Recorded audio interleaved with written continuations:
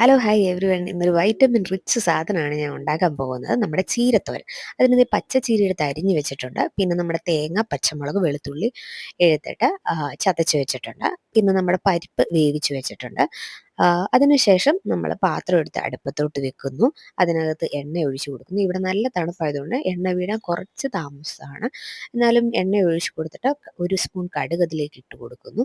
കടുക് പൊട്ടിക്കഴിയുമ്പോൾ നമ്മുടെ സവാള അരിഞ്ഞ് വെച്ചിരിക്കുന്നത് അതിലേക്ക് ഇട്ട് കൊടുക്കുക. എന്നിട്ട് ഒന്ന് ഇളക്കി കൊടുക്കുക. അതിൻ്റെ കളറൊക്കെ ഒന്ന് മാറി ഒന്ന് ചേഞ്ച് ആവുന്നിടം വരെ ഇളക്കി കൊടുക്കുക. അത് കഴിയുമ്പോഴത്തേന് നമുക്കതിലേക്ക് നമ്മുടെ അരപ്പ് ഇട്ട് കൊടുക്കാം.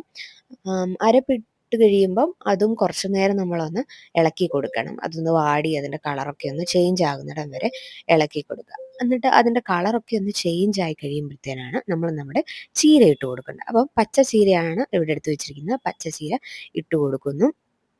ഇട്ട് കൊടുത്തിട്ട് ഒരു സ്പൂൺ ഉപ്പ് കൂടെ ചേർത്തിട്ട് നന്നായിട്ട് ഇളക്കി കൊടുക്കുക. അപ്പം ഞാൻ പരിപ്പിനകത്തും ഒരു സ്പൂണ് ചേർത്താണ് അത് വേവിച്ചെടുത്തിരിക്കുന്നത്. അപ്പം പരിപ്പ് വേവിക്കുമ്പോൾ ശ്രദ്ധിക്കേണ്ട കാര്യം എന്ന് പറഞ്ഞാൽ ഒരുപാട് വെന്ത് പോകല്ലേ. ഇപ്പം നിങ്ങൾ കുക്കറിൽ എടുക്കുകയാണെങ്കിൽ കുക്കറിൽ ഒറ്റ വിസിൽ അടുപ്പിച്ചാൽ മതി.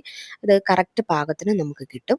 എന്നിട്ട് ഞാൻ ചില്ലി ഫ്ലേക്സ് ആണ് ഇടുന്നത്. ഇത് നിർബന്ധമില്ല. ഇച്ചിരി എരി വേണ്ടവരെ കടുക് പൊട്ടിക്കുന്ന സമയത്ത് 2 വറ്റൽമുളക് കൂടി ഇട്ട് കൊടുത്താൽ മതി. എന്നിട്ട് ഇതെല്ലാം ഇട്ടിട്ട് ഞാൻ നന്നായിട്ട് ഇളക്കി കൊടുക്കുകയാണ്. എന്നിട്ട് അടച്ച് വെച്ച് മീഡിയം ഫ്ലെയിമിലിട്ട് ഒരു 5 മിനിറ്റ് വേവിക്കും. പിന്നെ ചീര തോരൻ വെക്കുമ്പോൾ പ്രത്യേകം ശ്രദ്ധിക്കണം. അതാണെങ്കിൽ പെട്ടെന്ന് വേവുന്ന സാധനമാണ്. എന്നിട്ട് ഞാൻ 5 മിനിറ്റ് കഴിഞ്ഞ് തുറന്നപ്പോൾ കുറച്ച് അതെല്ലാം വാടിയിരിക്കുകയാണ്. ഇനി അതിലേക്ക് ഞാൻ നമ്മുടെ പരിപ്പ് വേവിച്ച് വെച്ചത് ഇട്ട് കൊടുക്കുകയാണ്. എന്നിട്ട് മൊത്തം പരിപ്പും ഇട്ട് കൊടുത്തിട്ട് ഞാൻ വീണ്ടും അടിക്ക് പിടിക്കാതെ നന്നായിട്ട് ഇളക്കി കൊടുക്കുകയാണ്. എന്നിട്ട് വീണ്ടും ഒരു 5 മിനിറ്റ് കൂടി ഞാനിത് അടച്ച് വെച്ച് വേവിക്കും. അടച്ച് വെച്ച് വേവിച്ച് കഴിഞ്ഞിട്ട് പിന്നെ അത് തുറന്ന് ഒന്നുകൂടെ ഇളക്കിയിട്ട് ഞാൻ ഫ്ലെയിം ഓഫ് ചെയ്തിട്ട് ഒരു 5 മിനിറ്റ് കൂടെ വെക്കും. അത് കഴിഞ്ഞ് തുറക്കുമ്പോഴത്തേനും നമ്മുടെ ചീരത്തോരൻ റെഡി ആയിരിക്കുകയാണ്. എല്ലാവരും ട്രൈ ചെയ്യുക.